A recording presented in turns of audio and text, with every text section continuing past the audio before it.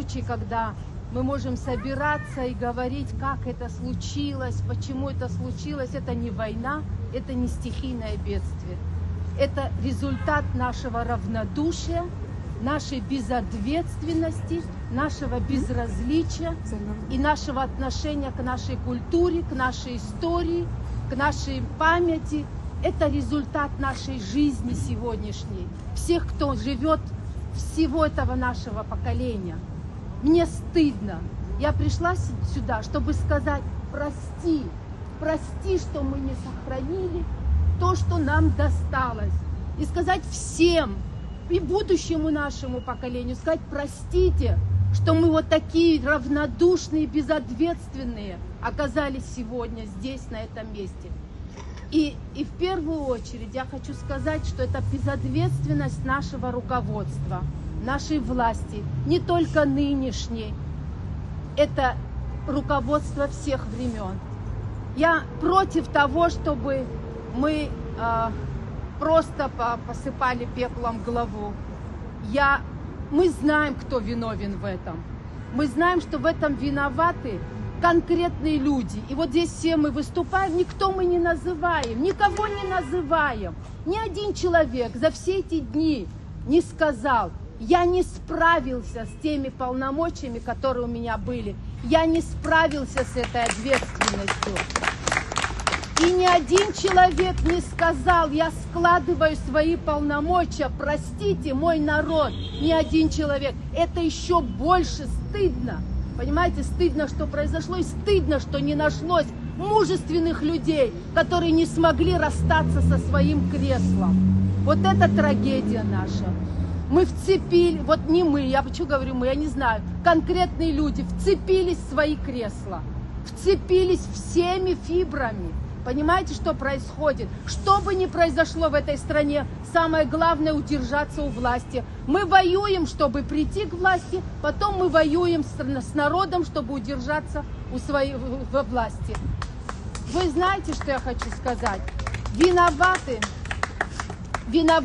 в первую очередь президент страны, премьер-министр. Я знаю, что десятки писем лежали на имя президента, и Хаджинба, и Анкваб, будучи президентом, будучи премьером много лет. Александр Золотинскович палец о палец не ударил, чтобы это.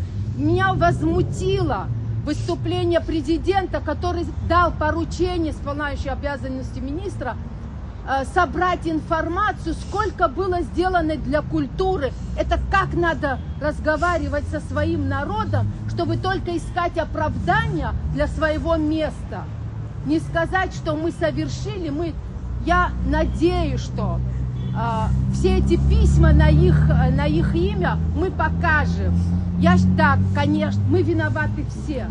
Кто там работал в этой галерее десятки лет, потому что надо было не спать, не есть, но не мириться с тем, что такое произошло. И в таком состоянии находились сотни тысяч картин. Как можно было спать, как можно было ночью спокойно идти ложиться спать, зная, что это тот материал, который в самую первую очередь возгорается. Как можно было? Нельзя было этого делать. Я считаю, что кто-то скажет, что это мы политикой занимаемся. Если это политика, я буду заниматься такой политикой, чтобы в стране не были такие чиновники, которые не могут управлять страной.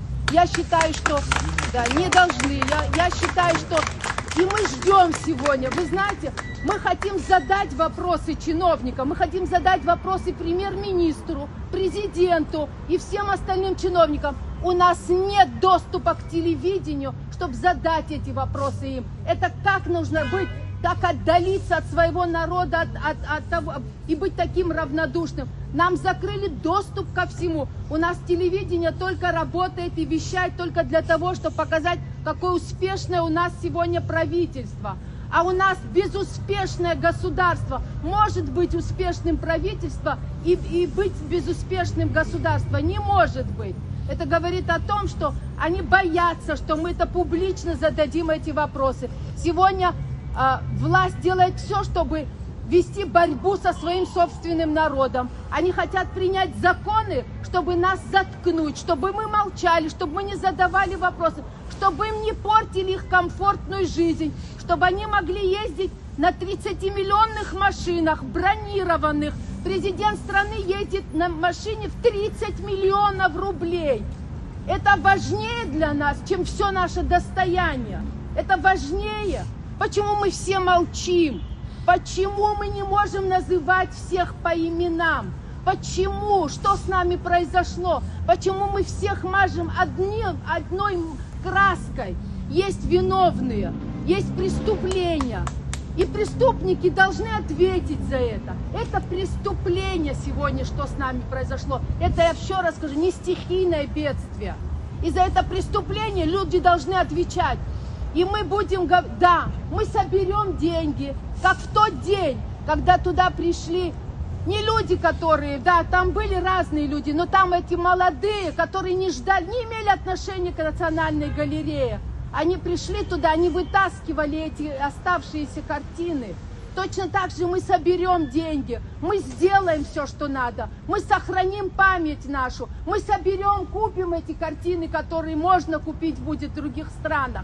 Но мы не сможем исправить ситуацию никогда, если мы вот так будем относиться к тому, что происходит в нашей стране. Я вас очень прошу, не будьте равнодушными, не сидите дома в креслах, боритесь с плохими чиновниками. Это они нашу жизнь портят, это они нас лишают нашего наследия, потому что мы находимся у черты.